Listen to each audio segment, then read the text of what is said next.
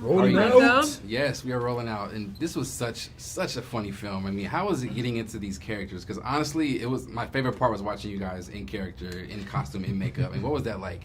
It was amazing. Initially, when we signed up for it, I don't think we processed No. the 3 hour 3 hours. No. process of getting the prosthetics. But over time, we got that time down about 2.5 hours. It became therapeutic and so fun once we really saw each other, in character. Yeah, Amazing. once that finished and you actually put on your jersey or whatever they had you outfitted in that day, and you were actually on set and you're looking at one another and everyone's walking in their old man walk. I think that's the joy of movie making kind of came to life. Is. Absolutely. Yeah. I mean, Uncle Drew, it's really just a fun story, and it kind of just obviously pays homage to something that is so special to basketball, which is Rucker Park. So, I mean, seeing the street element come to life on the big screen, I mean, how exciting was that for you guys to see? Man, it was awesome. It was awesome, especially paying homage to the Rucker, with this film. And us being there, because we all had, childhood dreams of, playing on any stage. But Right. on top of that, playing at the Rucker is like something magical that, like you said, Dr. J, so many different greats have been there and got their names.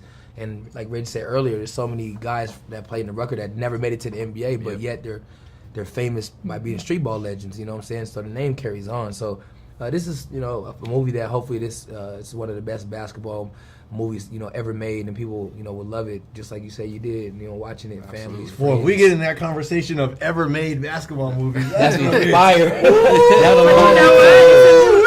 We have a whole new audience with the millennials, with our kid. My son is 8, my daughter is 11, and they just really loved it and fell in love with the characters, not even realizing like who they are as people that they met them already. But that's the beauty of it, that we're reaching a whole new audience who's not familiar with the Hoosiers, back in the day, or even remember the Titans. Yeah, for sure. I mean, talking about that a little bit, it's the different of generations when it comes to their appreciation for basketball. Is the love of the sport the same? Do you think it's the same no matter what age you are and your appreciation for the sport?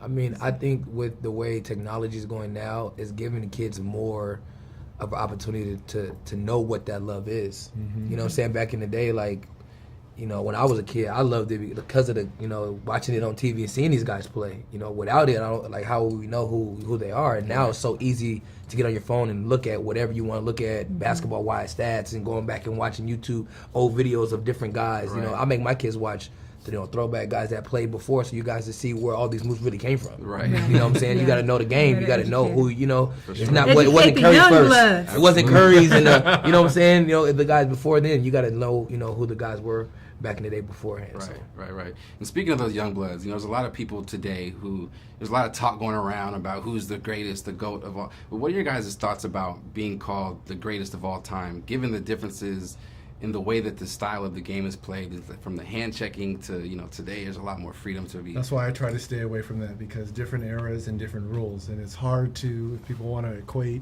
LeBron James, Michael Jordan, people forget about Kareem Abdul-Jabbar, who had a skill set and a shot that was unguardable in the sky hook. Nobody's brought it back. And no one, right, I mean, that's Can't one figure shot it. that has never, ever been duplicated. So, and then the skill set of a Hakeem Olajuwon at that size, to Footwork. be that talented. So I don't like comparing, because you can't.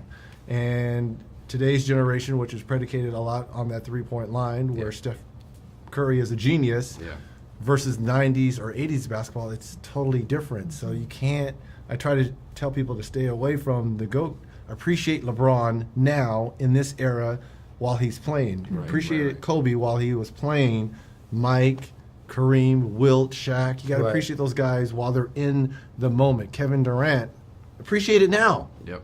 Don't try to compare him to George Gervin. It's different. Can't do that. Or Reggie Miller. Just Just saying. saying. A real shooter, sniper gang. He was a real first sniper We gang. want a real killer. Yeah, He's over here. a real killer. For sure. We appreciate you guys' time. We look forward to more of your work, and hope Thank you guys you. go on camera for many more. Uncle Drew, too.